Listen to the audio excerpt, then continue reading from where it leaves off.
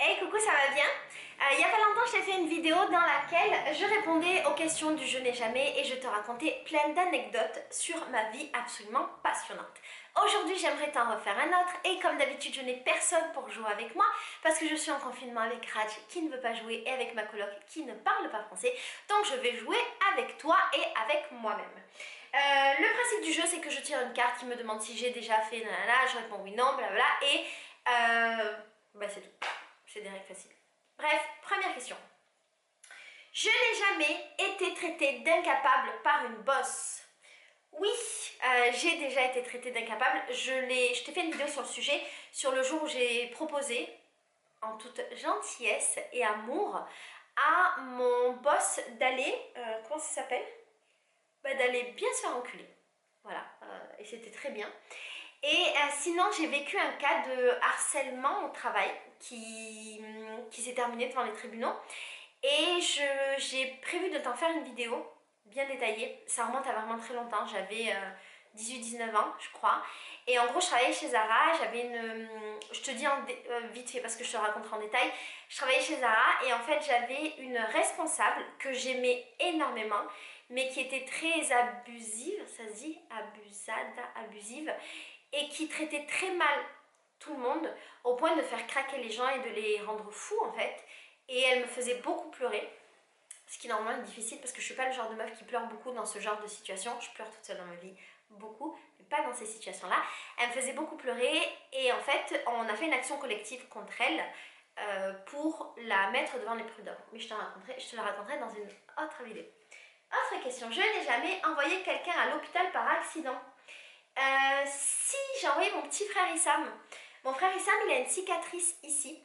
Et en gros, c'est parce que quand il était petit, il était dans sa poussette et j'avais pas...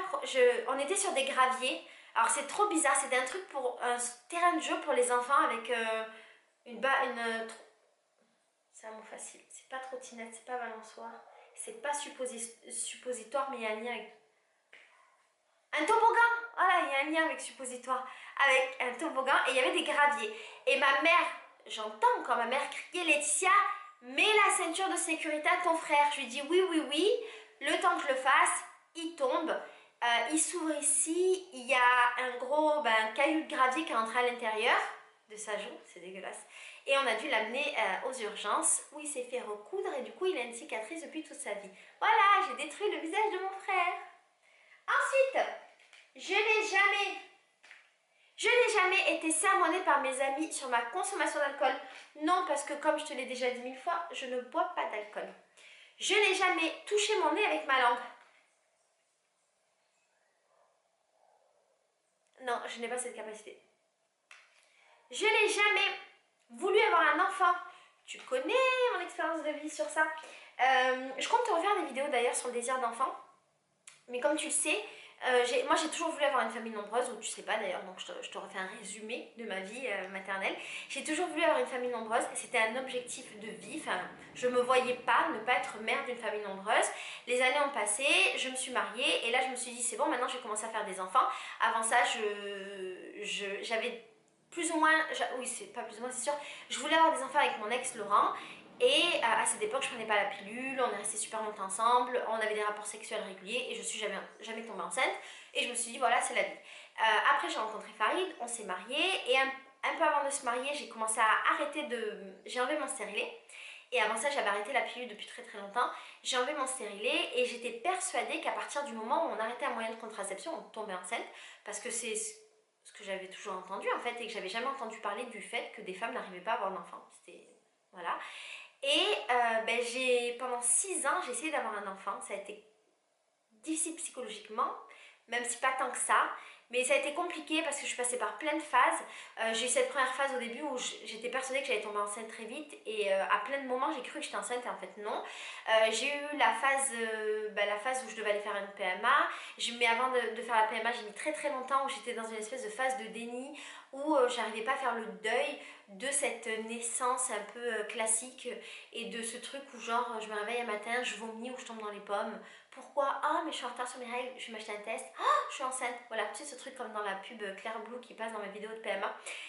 Je pensais que ça allait être comme ça, donc j'ai mis très longtemps. Après j'ai commencé un parcours PMA et quand j'ai commencé ce parcours-là, petit à petit je me suis rendu compte que c'était peut-être pas fait pour moi et je me suis rendu compte en étant confrontée à d'autres femmes qui voulaient avoir des enfants que j'avais pas la même volonté qu'elles. Et au fur et à mesure que mon couple également se dégradait, je me suis rendu compte que je ne voulais plus d'enfants. Et là, je suis dans une phase depuis un bon moment où je n'ai plus du tout envie d'avoir d'enfants dans ma vie. Donc, c'était quoi la question déjà? Est-ce que j'ai touché mon avec ma langue? Non. Est-ce que je voulais avoir un enfant? Ouais. Non, j'aimerais pas du tout avoir un enfant. En plus, en cette période de coronavirus et tout, je me dis, Dieu merci, j'ai pas d'enfant. J'aurais pas voulu être mère à cette époque. Je dis pas que c'est pas bien d'être mère à cette époque, c'est juste que je suis heureuse de ne pas avoir cette responsabilité dans ces temps compliqués et difficiles. Et puis, je pense que ce truc maternel, vouloir faire des enfants, tout ça, c'est vraiment passé, que j'ai accepté et qu'en fait, je vois vraiment les bons côtés du fait de ne pas avoir d'enfants. Et ils sont plutôt chouettes, mais je te prépare une vidéo sur la question. Ensuite, je n'ai jamais été dictée quoi faire pendant l'acte. Qu'un homme me dise ce qu'il fallait faire. Si, tu rencontres souvent des hommes qui te disent que tu dois faire, fais comme ça, mets-toi comme ça, nanana, nanana. Bien sûr, mais moi aussi je l'ai fait. Moi aussi j'ai dicté, tu crois que quoi. Je n'ai jamais fait un blackout. Oh, je bois pas d'alcool. Je n'ai jamais fait de paix enflammée. Putain, je crois qu'on a essayé avec mes frères et soeurs quand on était petits, mais je pense pas que c'était mon cul qui s'est enflammé. Je crois que c'est mes petits frères qui l'ont fait. Donc moi non. Mais j'ai déjà vu un paix enflammé. Je n'ai jamais embrassé mon animal de compagnie sur la bouche. Non, j'aime pas les animaux, donc j'embrasse pas les animaux sur la bouche, désolée. Je n'ai jamais convaincu quelqu'un de ne pas mettre de préservatif. Oh, je pense que j'ai dû le faire quand j'étais jeune et j'ai dû aussi me laisser convaincre. Et c'est une erreur, il ne faut pas le faire. Mais je pense que je l'ai déjà fait, ça fait partie des erreurs de jeunesse. Bon, qui n'ont pas eu de conséquences parce que je n'ai jamais vraiment eu d'MST, de maladies, de problèmes dans ma vie sexuelle. Mais c'est toujours une erreur de faire ça. Je n'ai jamais bu de l'alcool en étant ça, moi je ne bois pas d'alcool. Il y a beaucoup de questions sur l'alcool, ça me saoule. Je n'ai jamais embrassé le meilleur ami de mon ex par vengeance.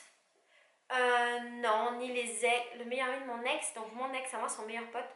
Non, je faisais pas des trucs comme ça quand j'étais jeune, j'essayais pas de rendre les mecs jaloux. Non, ça m'a jamais... Voilà, ça m'a jamais amusé. Je n'ai jamais eu un partenaire impuissant. Alors, j'ai eu des partenaires qui bandaient mou. J'ai eu des partenaires qui ont jamais réussi à bander, mais ou qui des fois bandaient pas. Et c'était pas du tout problématique, et c'est ce que j'ai compris avec l'âge, et je t'ai fait d'ailleurs une vidéo sur le sujet. C'est pas problématique, en fait, c'est pas une obligation, et la pénétration ne constitue pas l'acte sexuel. Il y a plein d'autres choses avant, pendant, après, donc c'est pas très grave. Et j'ai eu un mec ici au Brésil qui n'a jamais réussi à bander. Parce qu'en fait son délire c'est que lui il n'arrivait pas à bander s'il mettait un préservatif. Et il pouvait pas me niquer sans préservatif. Donc ce qu'il adorait faire c'était me manger la chatte. Et c'était merveilleux. Cette relation était incroyable. Ce mec passait sa vie à me manger la chatte et il n'y avait rien de plus. Je n'ai jamais privilégié une soirée FIFA et pizza avec mes amis plutôt qu'une soirée en couple. Oui, quand j'étais jeune, je privilégiais beaucoup mes copines et notamment quand j'étais pom-pom girl. Tu sais que j'étais pom-pom girl, je sais pas si je t'en ai parlé dans cette chaîne pendant un moment. Et en fait, on avait une troupe et je privilégiais souvent mes copines par rapport à mes mecs et je mentais à mes mecs pour pouvoir rester avec mes copines. J'avoue, mais j'aimais mes copines. Je n'ai jamais été pris la main dans le sac dans un magasin. Alors, j'ai essayé d'avoir une carrière de voleuse quand j'étais jeune, quand j'étais adolescente, peut-être que j'avais 16 ans, 17 ans, je crois, ou 15 ans peut-être même.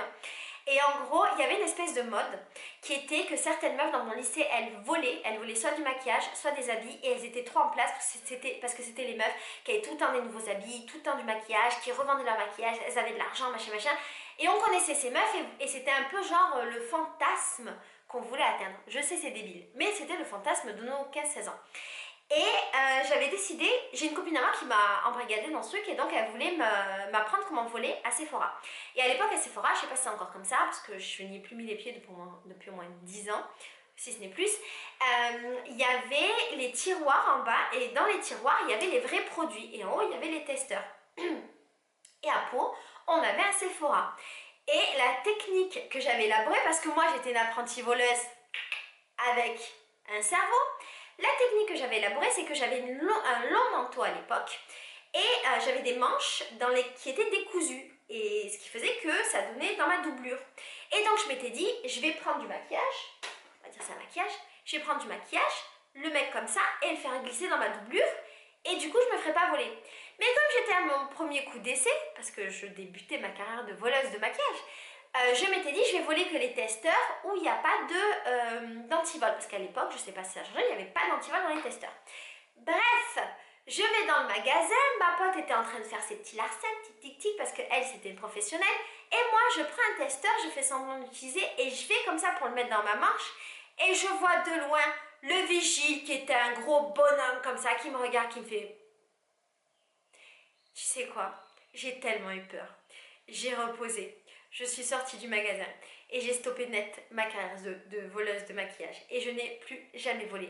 J'ai trop peur de me faire choper, donc je ne suis pas une très bonne voleuse. Et du coup, je me suis fait prendre la main dans le sac, mais avant que ça arrive. Je n'ai jamais dit que j'étais malade à mes amis pour ne pas sortir. Oui, mais ça c'est des trucs de jeunesse, on le fait tous. Mentir pour pas sortir. Je n'ai jamais dépassé les 200 likes sur une photo Facebook. Et t'as même tissé ma gueule. Je n'ai jamais... Allez, je veux des cartes plus marrantes. Je n'ai jamais passé la soirée à boire tout seul. Je bois pas d'alcool, je l'ai déjà dit. Je n'ai jamais crié le mauvais nom pendant l'acte. Non, mais j'ai déjà très souvent pensé à d'autres mecs pendant l'acte. Je n'ai jamais eu plus de 20 conquêtes jusqu'à présent. J'ai eu beaucoup plus que 20 conquêtes. Beaucoup plus. Je n'ai jamais réveillé d'autres personnes en faisant l'amour. Je suis ultra silencieuse, ma gueule. Et d'ailleurs, mon mur donne sur la chambre d'hôte et les meufs qui louent chez moi, vous pourrez témoigner dans les commentaires, les meufs, ne m'ont jamais entendu. Et pourtant, j'ai bien niqué pendant que vous étiez là. Je n'ai jamais couché dans le lit d'un membre de ma famille. Non, mais de la famille de mon mec. Oui, et peut-être que je te raconterai un jour. Bref, voilà, j'ai répondu aux questions. Si jamais tu veux répondre aux questions du je n'ai jamais, n'hésite pas. Si ça te plaît que je continue à te raconter des petites anecdotes de ma vie, surtout n'hésite pas à me dire et je continuerai à jouer à ce jeu-là. Je te fais des gros bisous et je te dis à bientôt pour une nouvelle vidéo. Ciao!